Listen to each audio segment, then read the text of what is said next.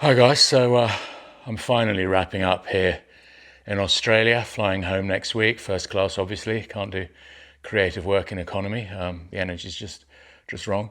But I've got to say, I'm pretty pleased with this hate speech bill in Australia. It's bedding in quite well. You know, all those so-called centrists online, they've gone very quiet, haven't they? And, you know, we know what centrist means. It means far right, but too cowardly to admit it. Well, yeah, now they're thinking twice before posting, which is all we ever wanted.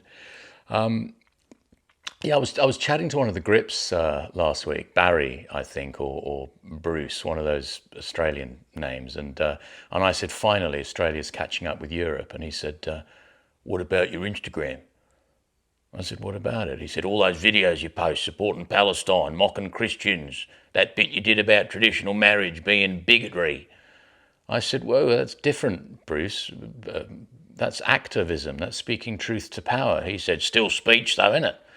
This law protects religion, all religions. So if a Christian says you post vilify him, that's covered.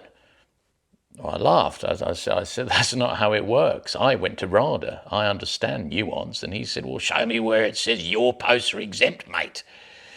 Well, I didn't have an answer, which was awkward because my Instagram is full of, well, activism. You know, Mark Ruffalo is my god. Yeah, sure. I've called conservatives far-right extremists. I've mocked religious people. I've said some rather pointed things about women who want to be mothers. I even did a reel calling the Pope a bigot. Got 40,000 likes. But that's punching up. I told him that's different. And this grip, Barry or Barney, whatever his name is, this working class bloke from Queensland, he just shrugged and he said, "Mate, you built a weapon to use on blokes like me."